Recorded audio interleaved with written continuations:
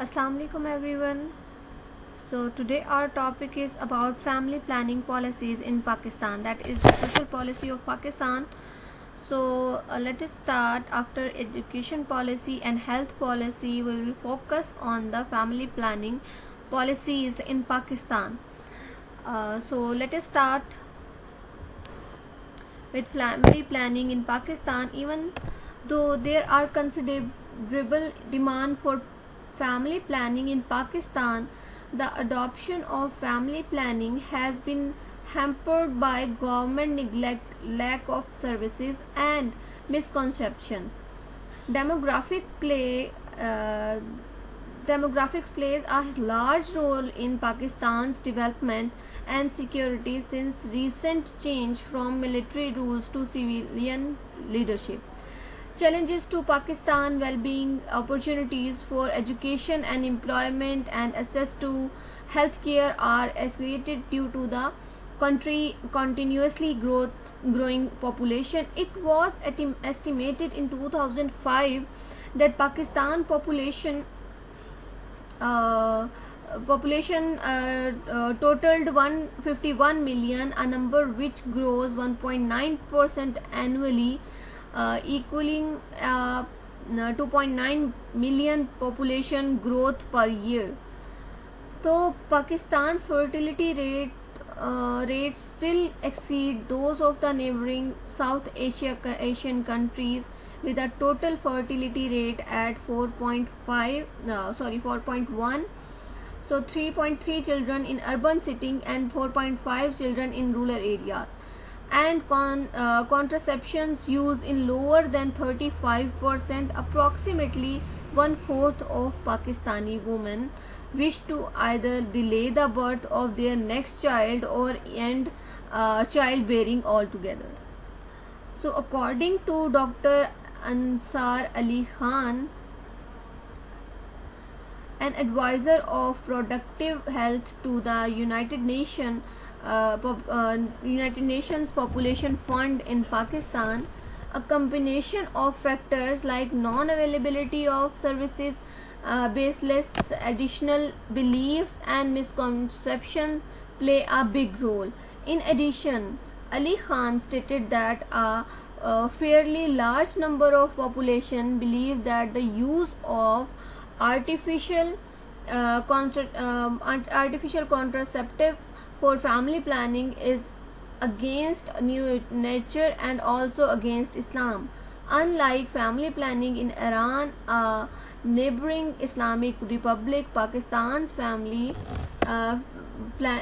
Pakistan family planning program has failed in recent years due to neglect and constant policy changes as a result of political upheaval. While 96% of married women were reported to know about at least one method of contraception, only half of them had ever used it. So let us look about the history of this family planning policy in Pakistan. Here is the total fertility rate by the country over time. In Pakistan, here is orange dotted. There is an Indian fertility rate. In green line, we can see that there is a Pakistan's total fertility rate, and in Bangladesh it is in blue dotted line, and in Iran it is in purple dotted line. So we can see that in 1970 to 1975 there was very high fertility rate in Pakistan as well as in the Bangladesh. So in India, in that was in late 1980s. So as similarly, sorry, not in India, that is in Iran. In Iran, 1980s to 1985 there was a high fertility rate, and in India we can see from 1995 to 1955 to 1965 there was a similarly high fertility rate, and currently in 2010 The Indian rate is very low, that is almost 3 to 4 in numbers. So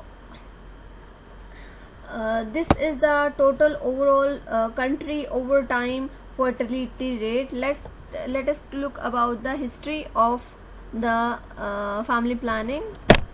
So in 1950s, Pakistan's population reached 37 million people, making it the world's 13th most populous country. So Pakistan was one of the first Asian country to begin a family planning program. With some help from the international donors, fertility has declined slower than in neighboring countries. In 2007, Pakistan had increased in world population, ranked to 6th with over 164 million people, and the United Nations has projected that in 2050 it will be moved into 5th place with around 292 million people.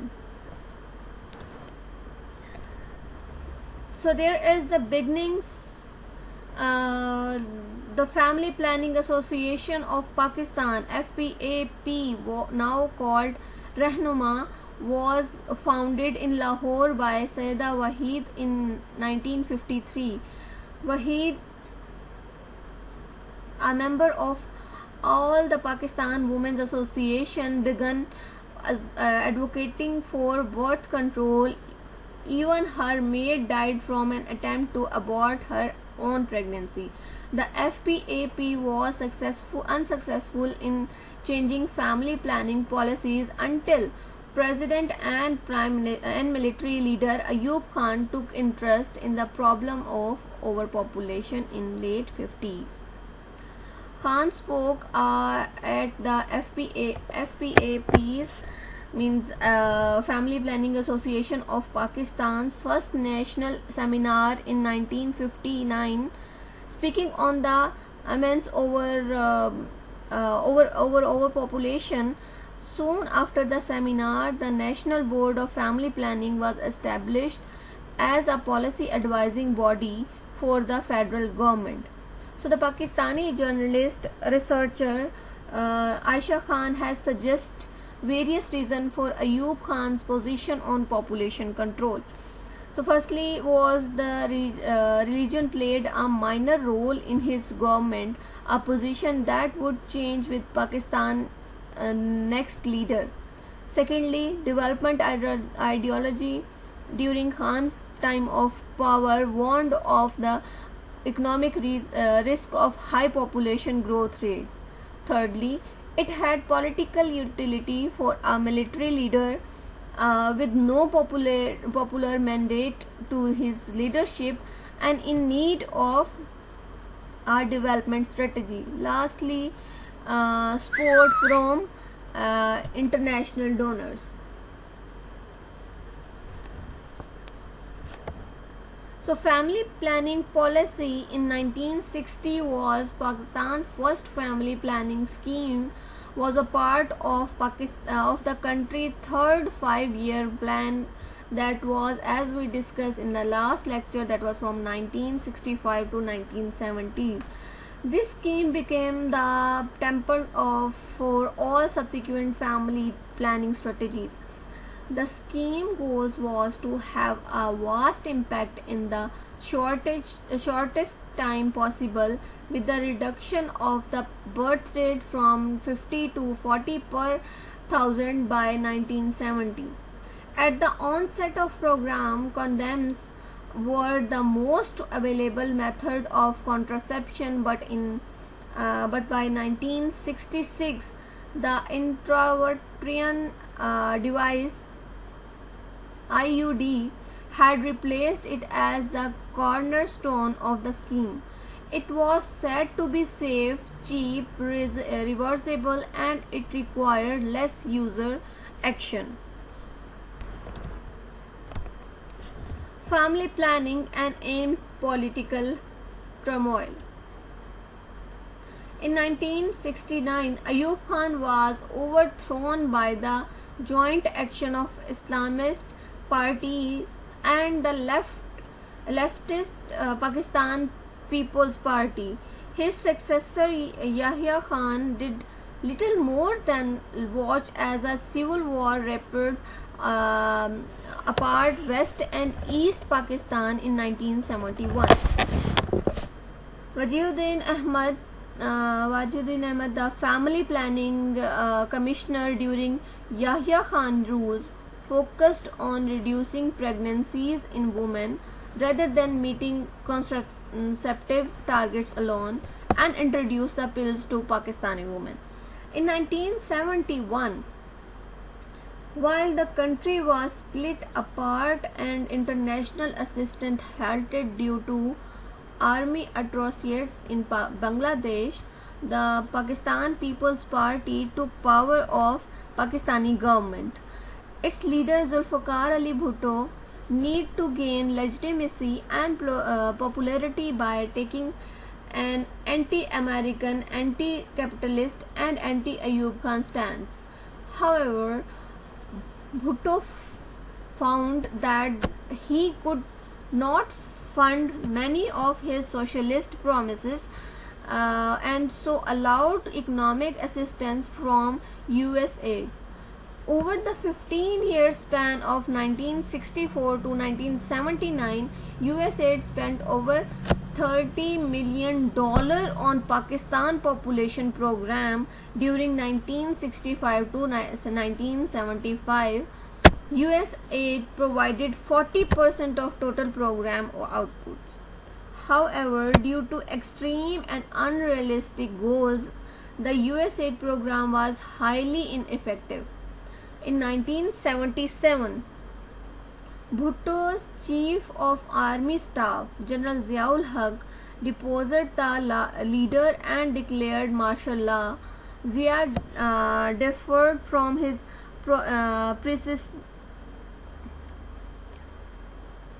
predecessors in that he made the religious right wing his political ideology.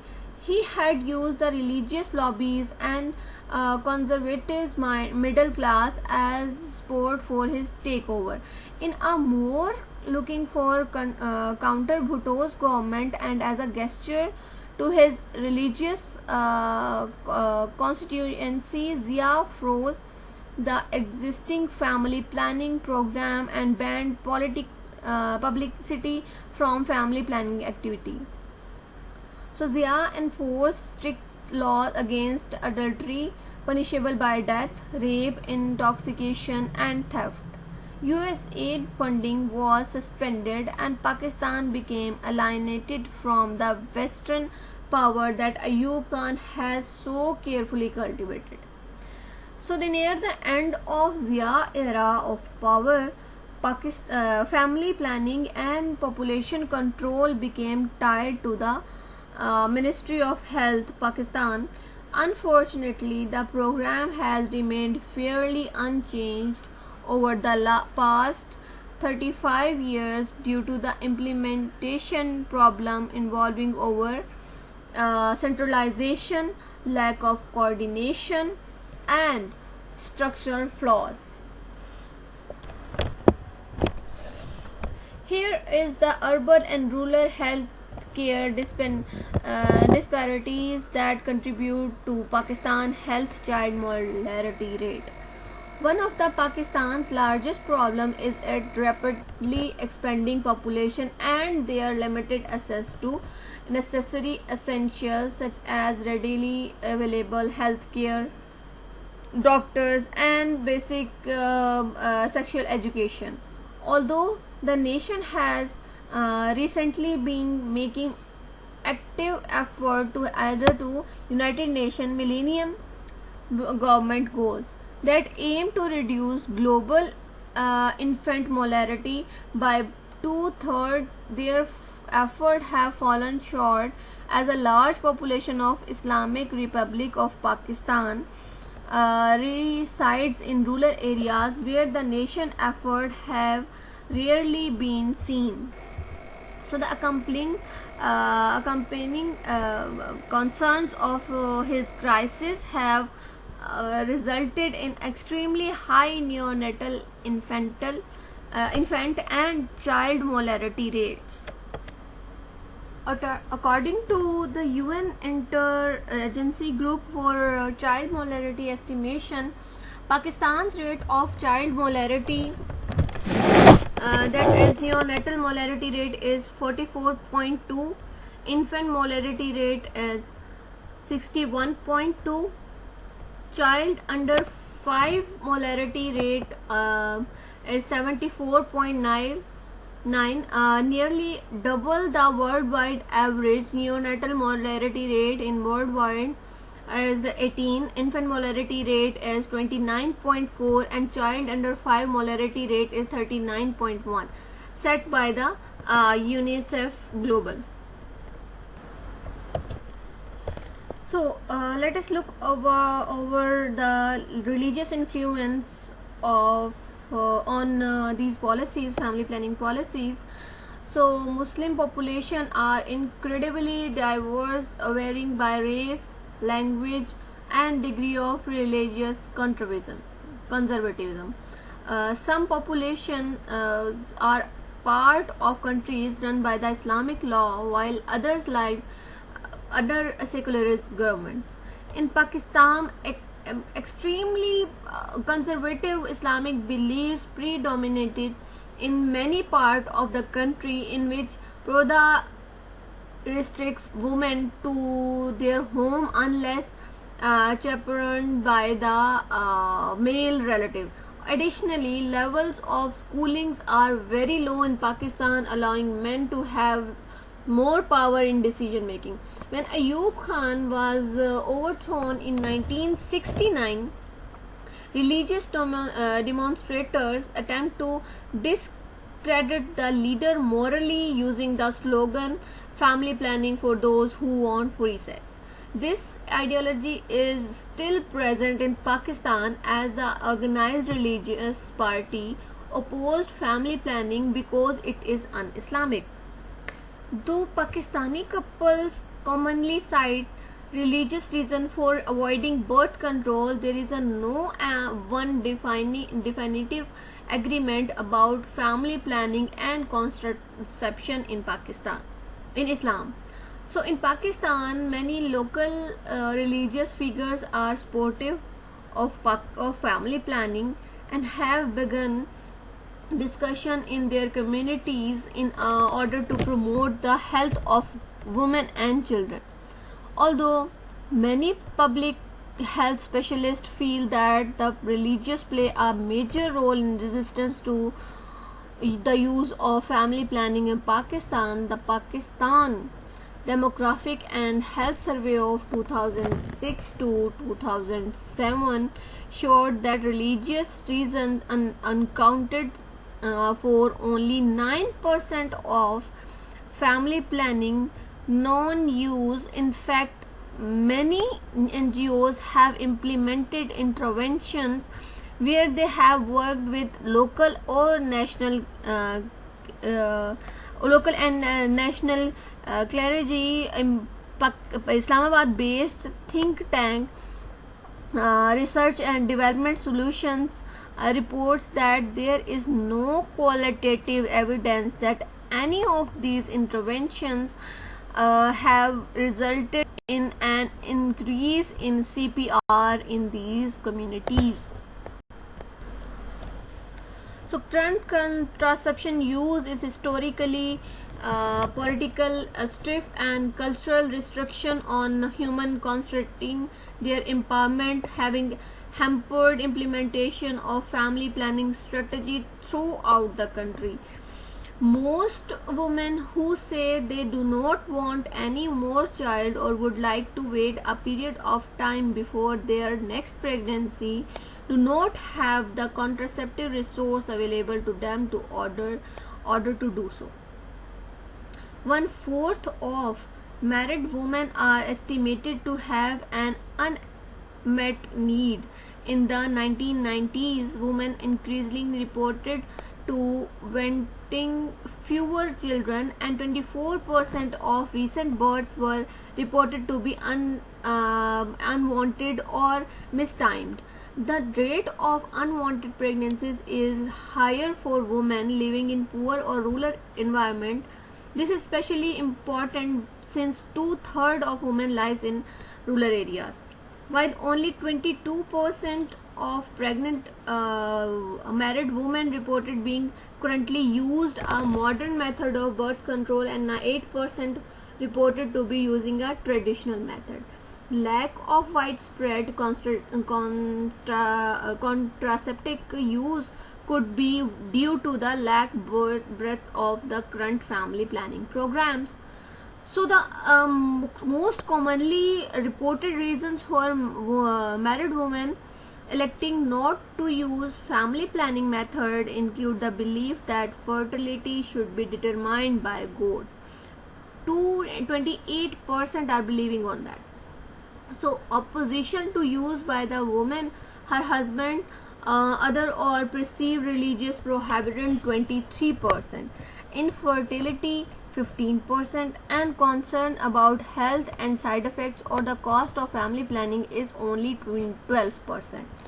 So the first abortion penal code article 312 of the region date back to 1860 during British colonial rules, which stipulated that unless an abortion was to save a life of a woman, so it was expressively illegal and punishable by law, and same applied for self-induced miscarriages. So in 1990, the penal code was provisionally adapted in order to better reflect Islamic law, and finally was made permanent in 1997. According to this change in the abortion law, prevention of the physical and mental health of a woman early on in the pregnancy also became legal ground for a permissible abortion.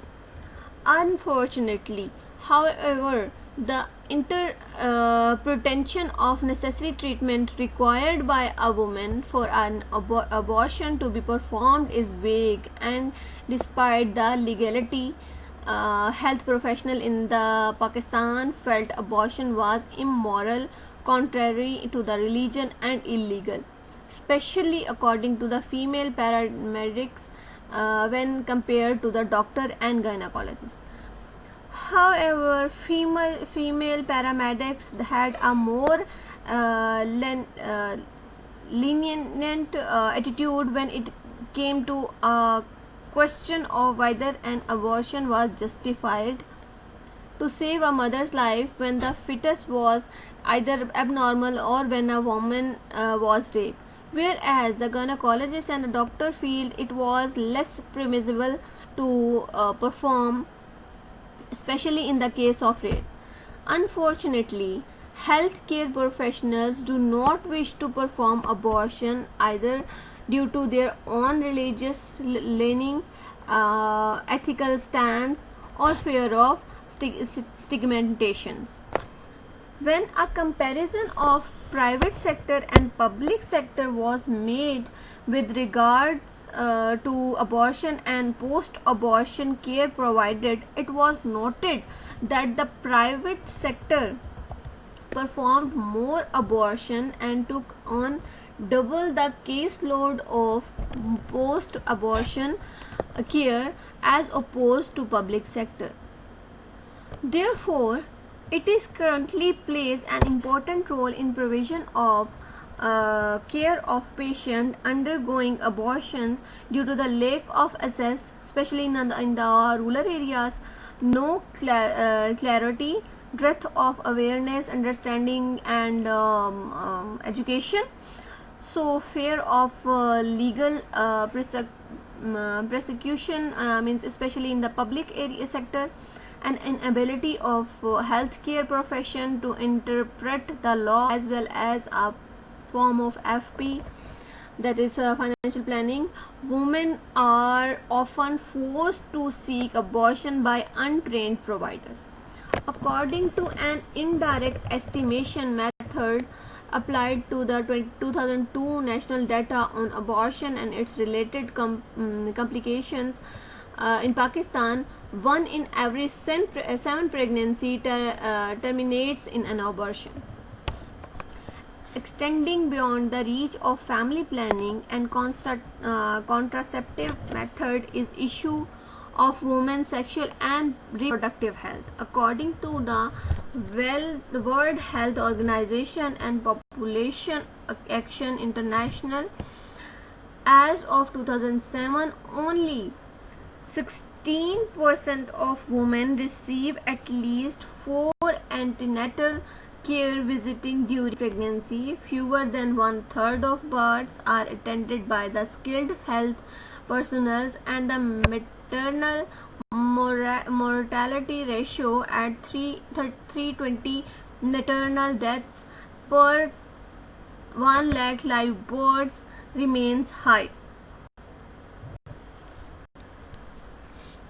So there is the current policy dating from 2002. Pakistan current family planning policy reflects the government concern with rising population trends and poverty. The policy goals include reducing population growth from 2.1% in 2002 to 1.3 by 2020.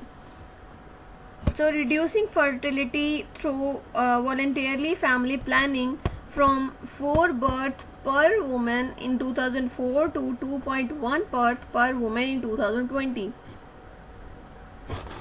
So as an signatory to the program of action developed at the National Conference of Population and Development in Karachi in 1994, Pakistan pledged to provide universal access to family planning by 2010. So also in Pakistan, poverty reduction strategy paper in the objective of increasing contraceptive use 57% by 2012. At present, there is no Federal Minister of Health or Population Welfare, and therefore no population policy. However, at the time of writing, Khyber, KPK, Sindh and Punjab are working on individual health and population strategy. An analysis of this policy shows that while the government of Pakistan spent US $652 million funds under this policy between 2000 and 2009, there was hardly any change in CPR, which was 30% in 2000 and remained unchanged in 2006. So it is also important to note that other elements of population development such as education, capacity building, economic development, climate, etc.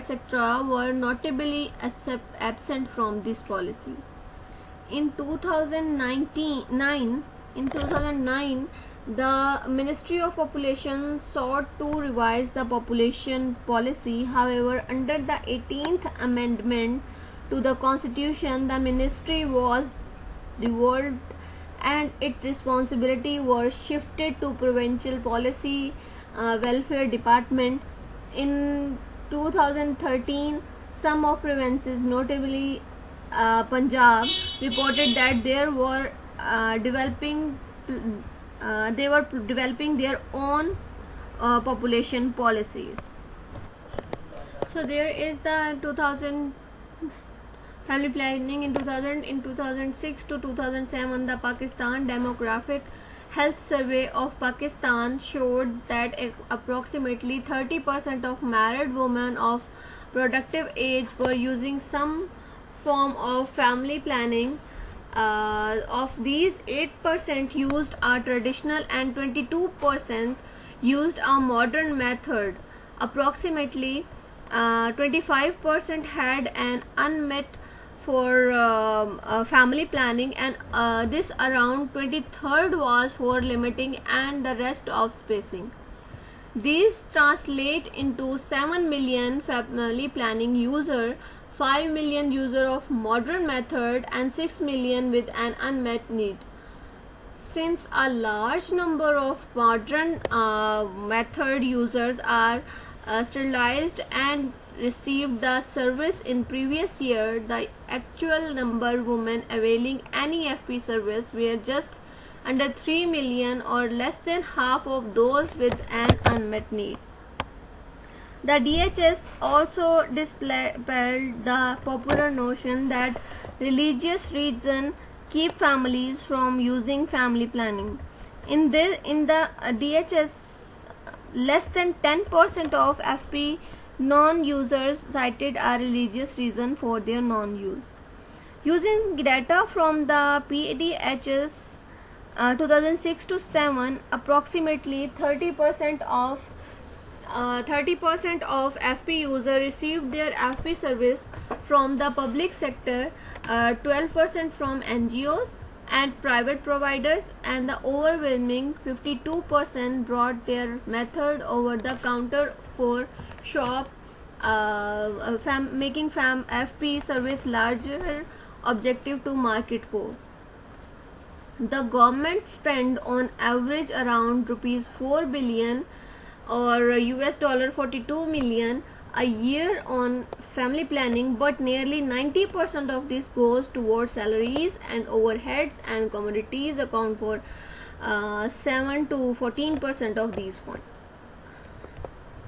Since this PDHS 2006 to 7, operations of NGOs have increased, but it appears that according to the supply data, there has been no increase in supply of FP communities, and that entry of NGOs, Marriage Stop Society, into FP services has displaced clients from other private sectors, perhaps those that previously self-procured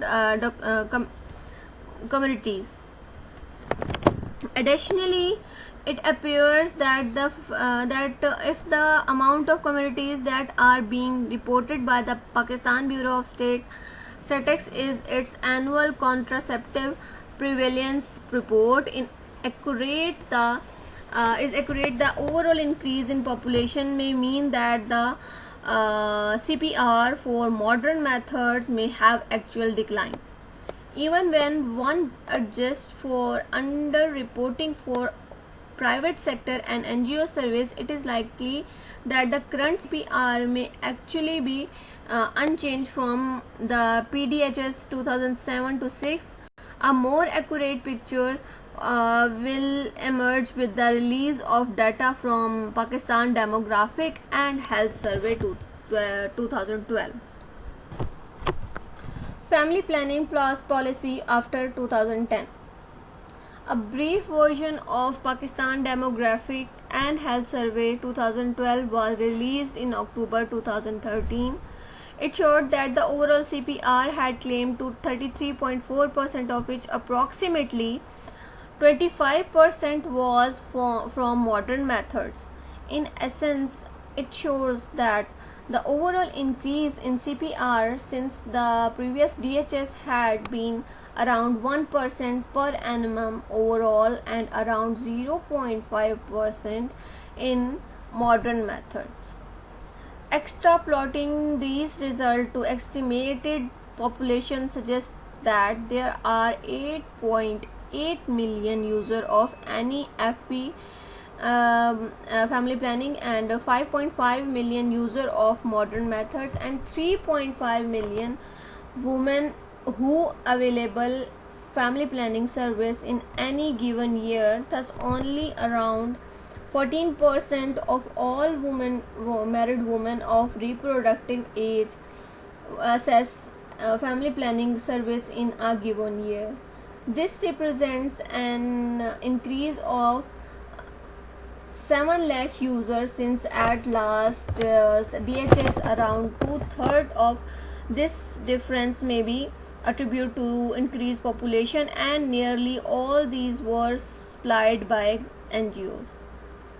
The preliminary DHS report does not report source of family planning services, but analysis of government's contraceptive prevalence report suggests that 644% avail public sector services, and that the role of NGOs has increased from 11% in 2007 6 to 7 to around 40%.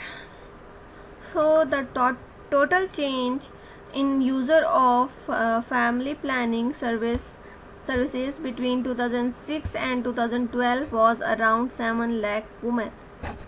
This is exactly equal to the increase in the number of women served by NGOs supported by the donor users such as USAID, DFNID, and etc. While the overall quantum services by the government and those that self-procure commodities from store remained the same. Here is the concept about the community health workers. In 1990s, two agencies in Pakistan started village-based community health worker programs in Pakistan.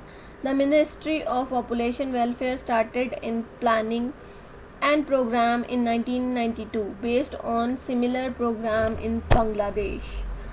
This program recruited married women with at least 10 years of schooling that lived in rural areas and trained them to provide family planning services to their communities. The aim of these services was to reduce the fertility rate and slow population growth. The Ministry of Health Pakistan started a similar program in 1994 called the Lady Health Workers. This program emphasized maternal and child health and also delivered family planning services.